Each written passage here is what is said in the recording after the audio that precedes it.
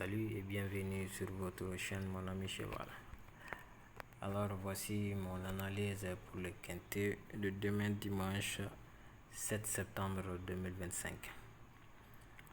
Ce sera une course de plat sur la distance de 1400 mètres à Paris-Longchamp pour 16 partants. On va attaquer avec le favori. C'est le numéro 9.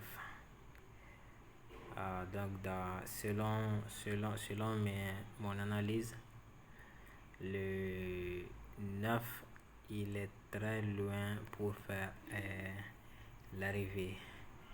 Mais puisque c'est le favori, je vais le mettre dans les compléments. Voilà. Ok, comme logique, on a le 4 et le 11.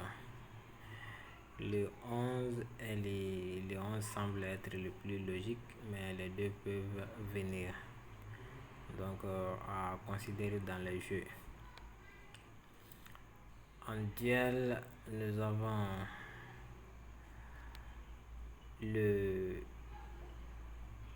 13, le 11 contre le 13 et le 3 contre le 2. Ceux-ci sont les duels. Donc,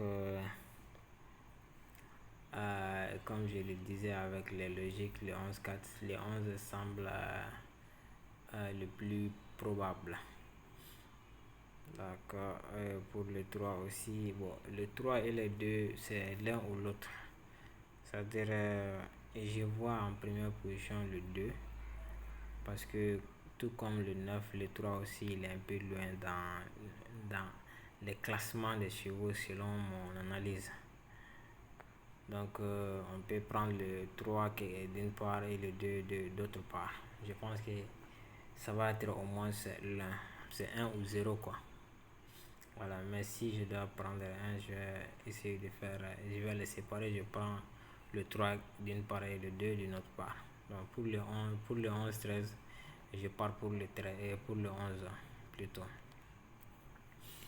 En égalité, nous avons le 8 en égalité avec le 6. Bon, ces deux, si possible, c'est mieux de prendre les deux. Mais si je ne dois choisir que un, je vais prendre bien sûr le numéro 8. Alors, c'est à peu près le cheval sur lequel il n'est pas trop au début, il n'est pas aussi loin. Donc, je pense que lui, quand même, il doit faire l'arrivée. Je ne sais pas si c'est dans le tiercé ou bien. Il est très probable quand même dans le tiercé, mais en tout cas, pour le quintet, c'est presque sûr pour ce numéro 8. Donc, les 6 pour bien sûr accompagner. Donc, entre les 7 et les 10, bon, c'est-à-dire il vaudrait mieux que ces deux ne viennent pas, car si les 7 viennent, ça c'est une course, ça va être une course très difficile. Voilà, pour que ce 7 vienne, ça va être une course très difficile. Ça va être, je sais pas, le Gros Outsider. Je sais pas c'est quel numéro, en tout cas, Gros Outsider. Avec le 2, voilà, les 7 et le 2, ce sont ces deux numéros qui peuvent faire amener le Gros Outsider de cette course. Donc je dois même vérifier, c'est plutôt les 7-16, c'est les 7 et les 16 qui sont en égalité, c'est les 10 qui est le Gros Outsider. Donc les 7 et les 16 au lieu du 10, le 7-16 sont en égalité. Bon, je n'aimerais pas me baser sur ces deux quand même, 7 et le 16. Mais si le 7 ou le 2 doit venir, ils vont faire venir le numéro 10. Donc je préfère ne pas trop m'attarder sur ces trois, car la liste est assez longue pour que ces trois chevaux interviennent. Mais pour une course surprise, on peut avoir même les 10-15. Donc je préfère me baser sur la logique, vu qu'on a une longue liste aujourd'hui. Alors, comme base, toujours avec la même méthode, c'est le favori, les logiques et les plus probables parmi les duels et les égalités. Notre favori étant le numéro 4, associé aux logiques 4-11.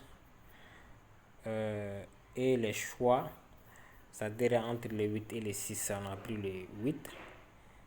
Et entre le 3 et le 2, on a pris ici le numéro 3. Donc vous pouvez faire la même chose pour le 2 et vous laissez le 3. Comme chance, nous avons le 5, 1, 14, 12 et le complément du 8 en égalité, le 6. Donc les chances réelles sont quand même le 5, 1, 14, 12. Le 6 fait partie de l'égalité 8-6. Voilà. Donc je pense qu'on va passer à la sélection. Toujours selon la méthode proposée, on prend les favoris, les logiques et les choix. Ce qui nous fait 5 chevaux. Et on essaie d'élargir pour plus de sécurité avec les chances. À savoir le 5, 1, 14, 9. Je pense que je voulais mettre le 6 au lieu de 10. En tout cas, je préfère les 4 premières chances. 5, 1, 14, 9. Ça, c'est pour compléter les bases. Bon, pour ceux qui veulent réduire les tickets, personnellement, je préfère retirer ce numéro 9 car je n'ai pas de sélection l'incluant. Donc, je prends le risque. Vous voyez que j'ai même mis le 9 dans les compléments. Donc, comme base, quand même, on va garder au moins c'est un de logique. Le plus probable, c'est le 11. En tout cas, je vais m'appuyer quand même sur le 8 pour le quintet. S'il ne vient pas dans le tiercé, il va finir dans le quintet quand même. Il semble être la base sûre. Donc, pour un bon champ réduit, vous prenez le 8. Donc, en prenant le 8, vous pouvez faire le choix entre le 4 et le 11, ou bien vous ajoutez les deux et vous élargissez. Voilà, bon, le 3 peut être remplacé par le numéro 2. En tout cas, les chevaux les plus chanceux parmi ces 10 chevaux, je peux dire, les logiques d'abord, plus ou moins le 5.